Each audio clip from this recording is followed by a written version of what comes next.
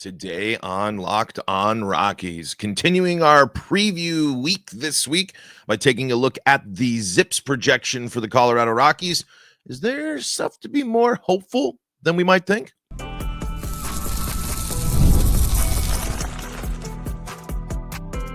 You are Locked On Rockies, your daily Colorado Rockies podcast, part of the Locked On Podcast Network, your team every day.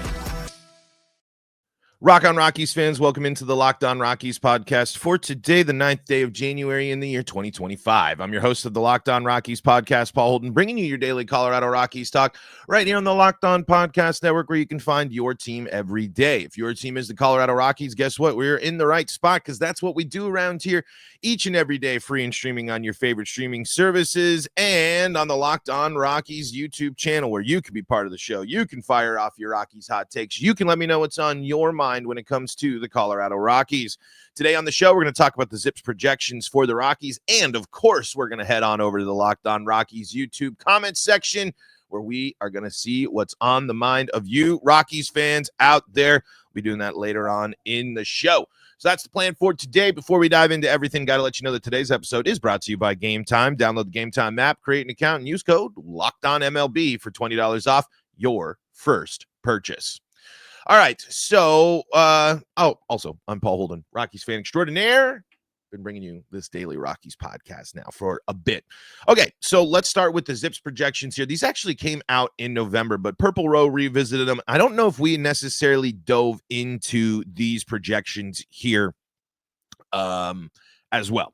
So, the one thing that immediately sticks out to me is this point actually that is made about the pitching staff, because when you really look at it here and when you look at the overall stuff, it's not necessarily there's nothing that's going to like really come out and be like, whoa, these projections are amazing. These projections are going to make you or really figure out. But I want to read here from of course, Dan Zimbrowski, who does all this work here.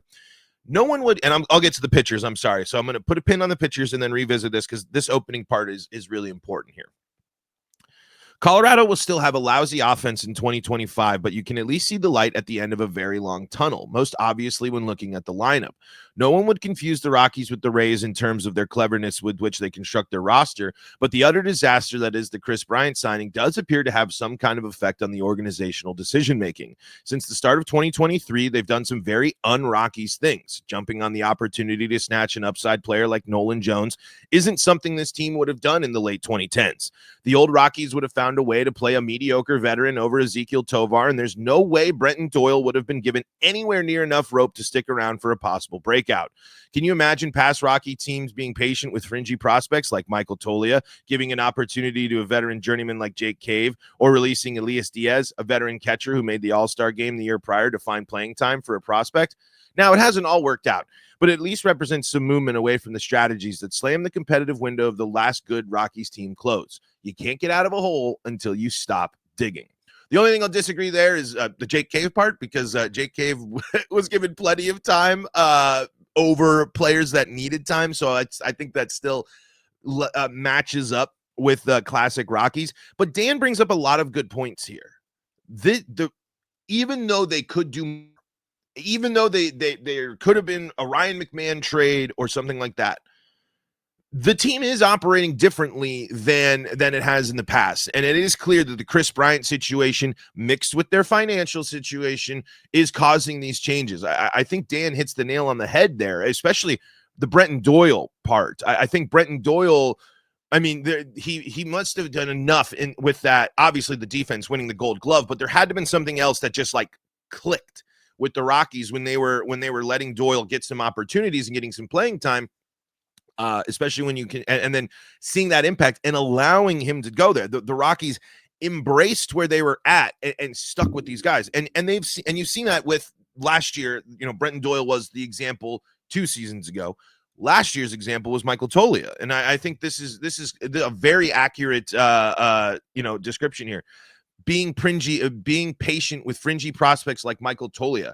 I think that's a great call there, because if Michael Tolley was just this weird case for so long, and then when we saw, if you give him the consistency there, something might start building. And I think that's the biggest lesson that the Rockies are taking away from this rebuild and from these last 2 seasons is, yes, if it ain't going well, let's see what we got and go from there.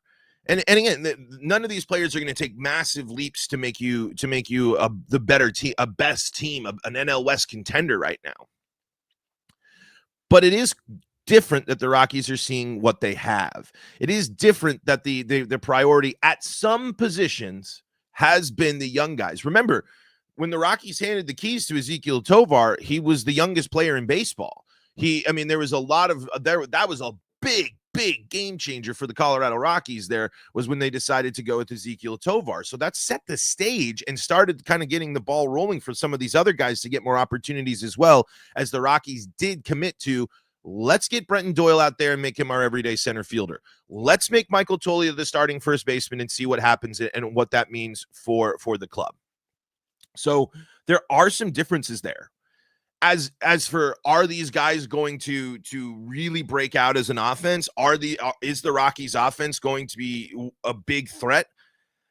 The jury's still out. I again sit here still more worried about the offense than the pitching staff. And it's not to say that I think the pitching staff is in a great spot or good or anything like that. It's just Rockies pitching being mediocre or on the other side is but the Rockies offense being a problem is a bigger deal for them as a whole. The Rockies have always been a team that can rely on their offense, and that hasn't been the case the past couple of seasons.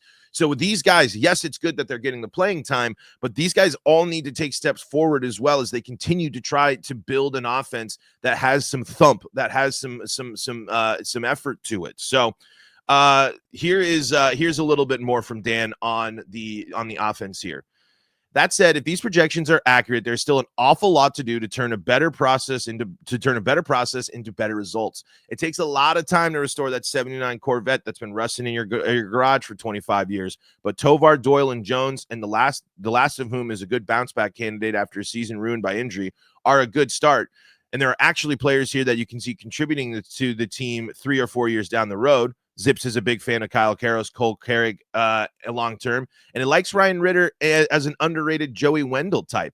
And even if you don't see him in the bottom line projections, Adiel Amador has a lot of upside scenarios. If the team can keep doing what it has been doing and avoid any more Bryans or Ian Desmonds, there's a chance this is a real lineup in a few years. I mean, it had to happen eventually. Rockies ownership isn't cheap like a John Fisher, and it does care about the team. It's just that the organization's way of thinking has led to dropping about $500 million on free agent signings over the last decade, including Bryant, that brought just about nothing to the team. And that's the sentence right there. That's the sentence right there. When you're like, why haven't the Rockies done this? Or let's see here. Christopher says, bro, just talking about the second baseman. Let's make just tell us how you really feel. Let's make a trade with the Cubs during the trade deadline. Let's pick up Ian Happ and Nico Horner.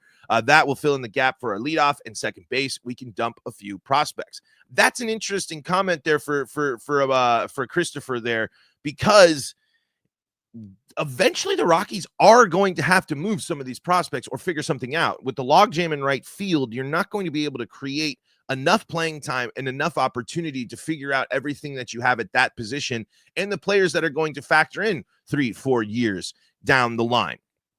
And while I'm excited and I appreciate that there's stuff waiting in the wings here for the Rockies down the line, I'm discouraged by the fact that the projections for the Rockies and the offense, it ain't all that pretty. I think the Rockies are going to struggle in some areas. And the big thing that I'm looking at here at the Zips projections, also, if you do go and look at the Zips projections, remember that these came out a little bit earlier. This was pre Brendan Rodgers not being on the team. So we'll take that out. And I was trying to look on the Giants. They didn't have Estrada listed on their projections either. So I couldn't see what their projections for Thairo Estrada was going to be this year. So won't be able to do a lot about second base so far here. I'm going to see if it got updated at all. Yep, no, I don't see anything here. These are all just players there. So The projections are looking good for Brenton Doyle. It's like at and of course for Ezekiel Tovar, they're projecting some pretty similar there. Ryan McMahon, the third highest, I should say, on the team in terms of offense, 2.8 there in those on the Zips projections. But overall, the offense still being a big question mark is going to be, for me, the toughest part of the season, because I'm looking at the projections here on Zips. They're projecting, and again, these are projections. So if I'm understanding this this graph, this chart correctly here on, and by the way, these are all on FanGraphs. The Zips is all on FanGraphs, and you can go check it out for yourself. But it's projecting 171 strikeouts for Ezekiel Tovar, 156 strikeouts for Brenton Doyle, 169 strikeouts for Ryan McMahon, 135 strikeouts for Nolan Jones. I mean, the amount of striking out is insane for these projections here. It's just something that, for me, that's going to be the biggest disappointment. The pitching staff will be one thing, but the pitching staff is going to be reevaluated after the next couple of years with the deals on all those guys expiring, here sooner rather than later. Kyle Freeland, let's see. He's under contract till, he's under contract for a bit because he did get that 5 years. So Kyle Freeland, he's not going anywhere until 2028. So, that could change things. And with 2027. I can't remember what a vesting option is, but for sure the next 2 years, Kyle Freeland's under contract and he is set there. But let's see where Senzatella is at.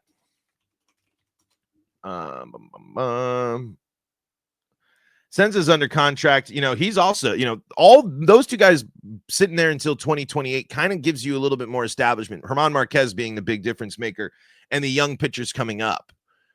So we'll talk more pitching coming up here in segment number 2. I just wanted to put a pin on the fact of there is some possibility with this offense. And again, the offense can be completely boosted by a contributing Chris Bryant. But we can't sit here and hope for that. We have to hope for more. We have to hope for good offensive performances from Thairo Estrada. We have to hope for good offensive performances from whoever's playing right field. We have to hope for good offensive performances from first base and catcher. These positions, when you look at Zips, are just not projected to do much of anything here, for the Rockies, and including DH, right field, first base, catcher, and DH. And second base, I'm not necessarily fully sure because of the change there at second, all finishing below 1. That's a massive problem. The players that need to take bigger steps forward this year are the Tolias, are the Romos, are the Goodmans. Goodman, it's going to be tough because where is he going to play, and a million other things. So my initial takeaway here is, yes, there's reason to believe that the Rockies will be a better offense this year, especially considering if Nolan Jones bounces back and be healthy. But when I do dive deeper into these projections, I do get worried that the bad trends, the bad things that we've seen on offense are going to resurface. But if they don't, or if it's cut back, progress, development, and the path that we need to see the Rockies go down. Now, let me explain why I'm not as worried about the pitching staff coming up in 2025. Mostly the starters. I'll talk about that coming up in segment number 2 of today's episode of Locked on Rockies. Before we do that, though, got to tell you about the folks that help make this show possible, and that includes Rocket Money.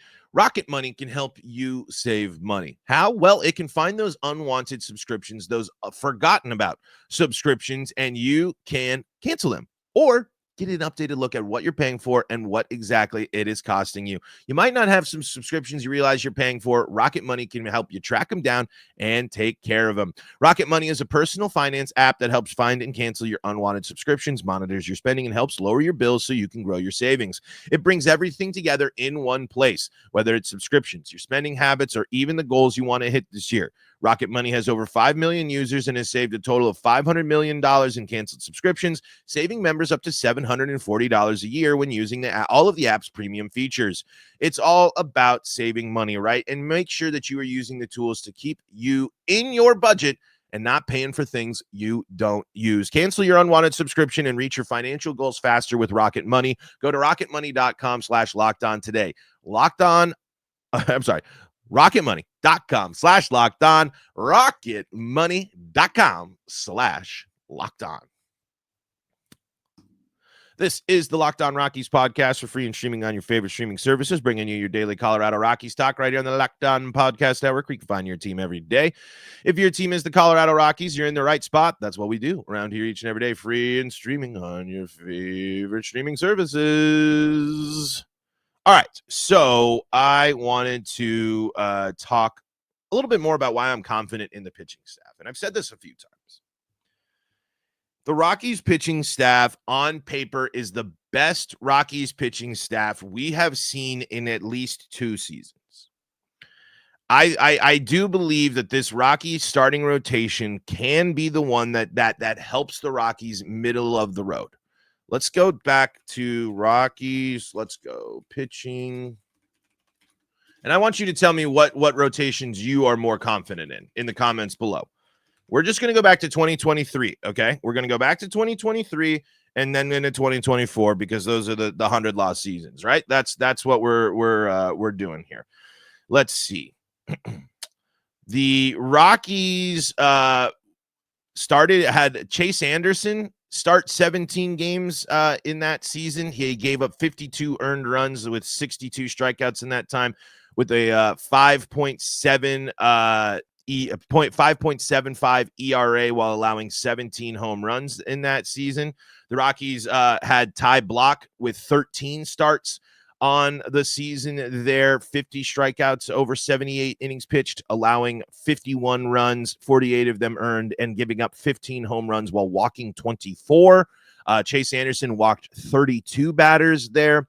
Let's see. Ryan Feltner showed, he didn't have his, he got 10 starts that year. Chris Flexen got 12 starts that year. Kyle Freeland had 29 starts in that season last year. Austin Gomber, 27. So why I'm saying this, it's because listen to those names that the Rockies had turned to there for basically a huge chunk of the season. That was 2023. It was patchwork. It was Connor Siebold got 13 starts for the Rockies in that season. And you look at the winning percentages and you look at the numbers of these guys and you look at what has happened for most of those guys, and it ain't pretty. There wasn't a single Rockies starter outside of Brent Suter that year, and he wasn't even a starter for the Rockies, actually, so that doesn't even count. Jose Urena got some starts that year as well. No Rockies pitcher had his ERA as a starter under 5. And in reality, none had a starting ERA of under like 5.5. Kyle Freeland is the only exception that during that season of a starter that finished the season with an ERA under 5.5. Peter Lambert actually as well, 5.36. So there you go. Okay. So that's 2023's roster there.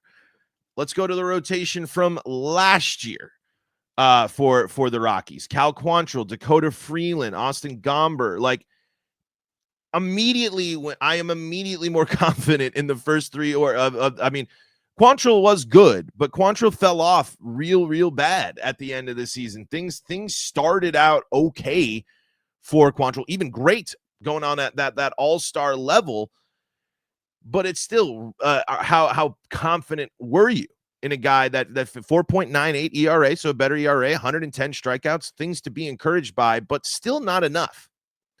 I still think that with the addition of German Marquez and Senzatella, the Rockies are in a better spot. I think because I think Senza can produce the Cal Quantrill year. I think Senza can give you basically what Cal Quantrill did, maybe a little bit better, maybe a little bit worse. We'll see, especially given off the injuries there, because Senza ain't gonna. If Senza gets you 110 strikeouts, though, that's great. It's a different thing. But I think Senza can cut down on the walks. Cal Quantrill had 69 of the walks, allowed 23 home runs there last season, mixed with Austin Gomber's 30.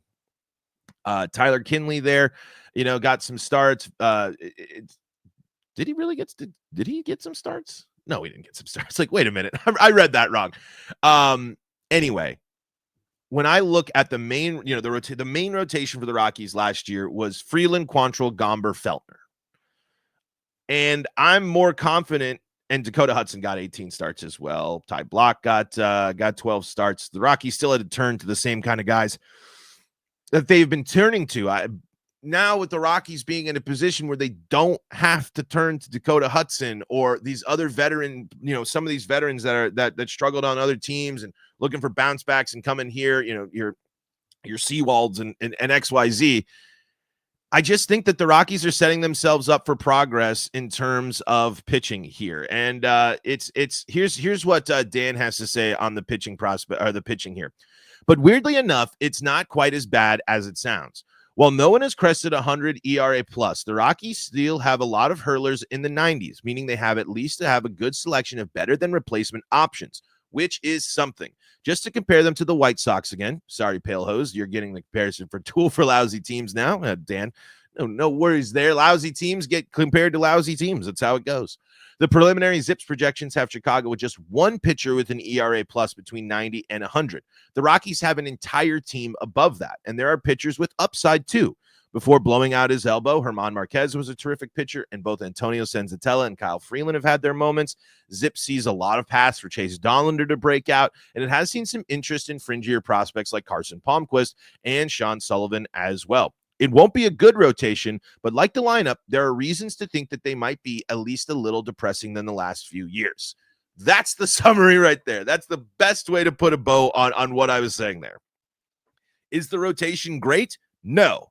Is the rotation in a better spot than it's been the last two seasons, at least? Absolutely.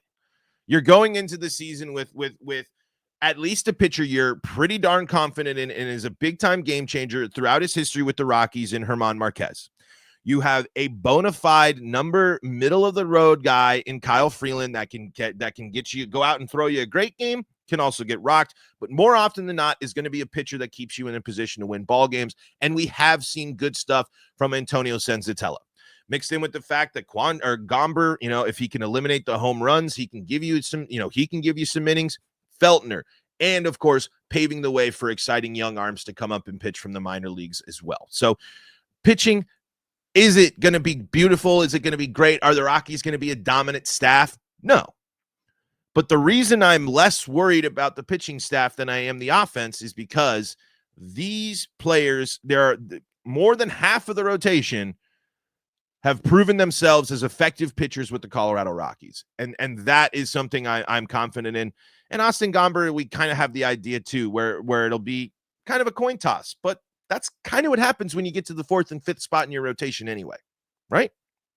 So all in all, if you look, basically the big main takeaway from those Zips projections from Dan there were the Rockies can win 70 games.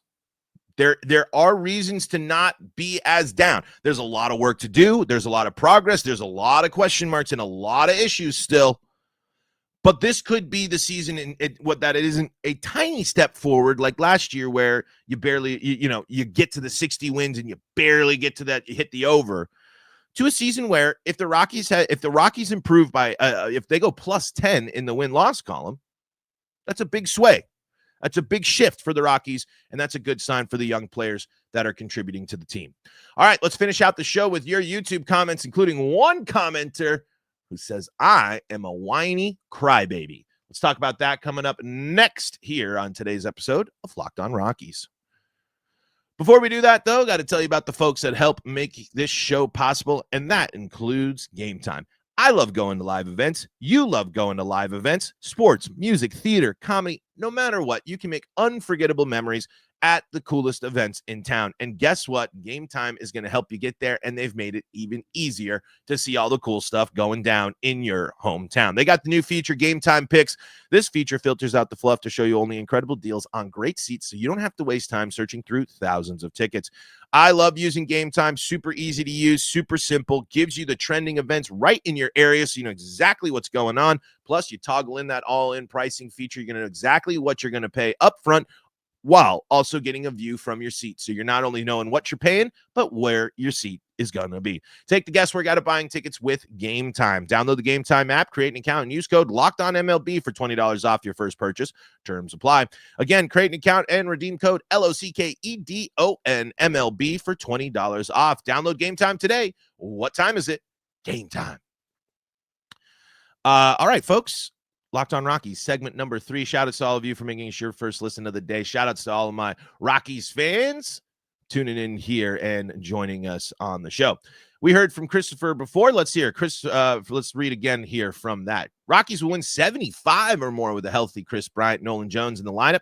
I would look to trade and upgrade second base with the trade with the Cubs. We read that one for either. I would ship Veen and Beck. By the way, Veen not projected very well on the Zips projections. So an interesting wrinkle there. Doesn't like Benny Montgomery either. So those are two names that will be ones to watch throughout this year as we consider development as well. For Ian Happ and Nico Horner, makes our lineup stronger with the leadoff hitter and a solid second base with a Gold Glover alongside Tovar. For pitching, I would sign Bauer and a few other pitchers, few other pitchers that MLB against for other reasons. Rockies fans want to see winning. I'd go after Julio. I don't know about that. Both great pitchers for league minimum. That ain't gonna happen. I can tell you for sure that last part won't happen. Hasn't happened and won't happen.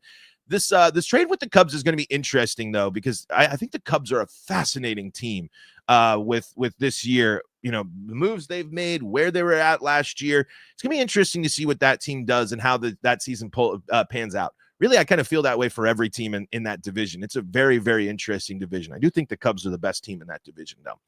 We'll see, though. We'll see it. We'll see. The Rockies will be in a position to trade at the trade deadline this year. It's so hard to predict exactly what this team might do.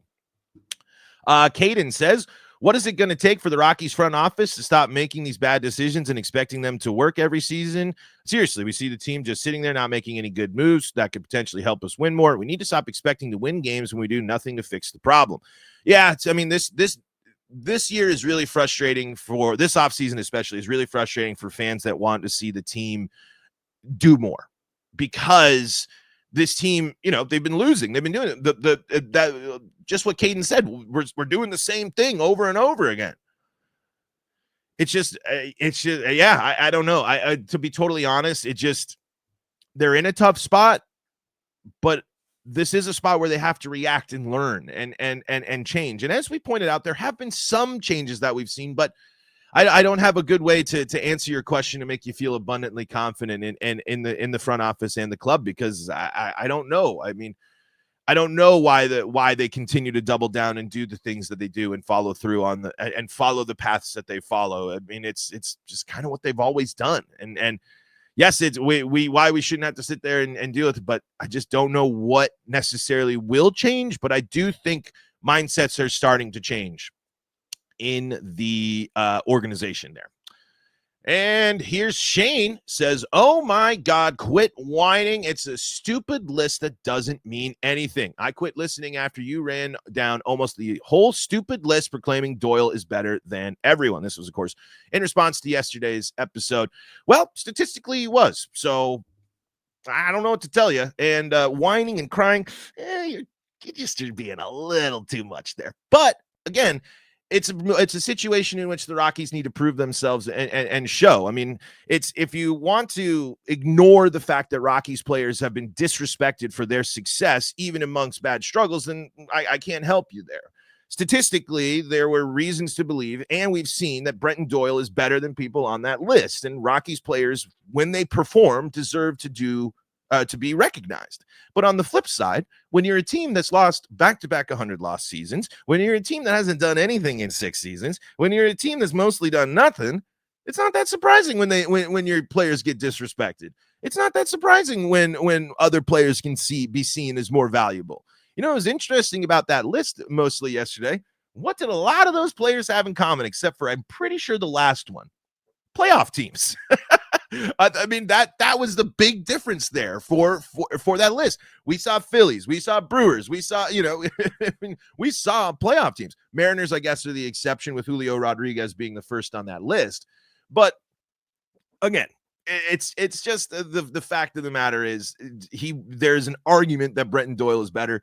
And it's also the middle of January, and we're talking Rockies baseball. So you got to talk about those lists. That's how it goes. It's we're talking. It's content, baby. It's no Rockies news, no nothing going on. We got to be talking that. We got to get fired up and back up our boys in the purple. But Shane, thanks so much for tuning in for as long as you did before my whining and crying was too much for you. I'm so sorry. Matthew Garcia said, I bet the over again. Let's see, 100 at over 65.5 at -105 odds. Oh, interesting. The line move up to 60.5. I thought it was 59.5 still. I did bet the over last year, and yes, I was worried at the end. I think they win 70 this year. Matthew, I hope it pans out for you as well.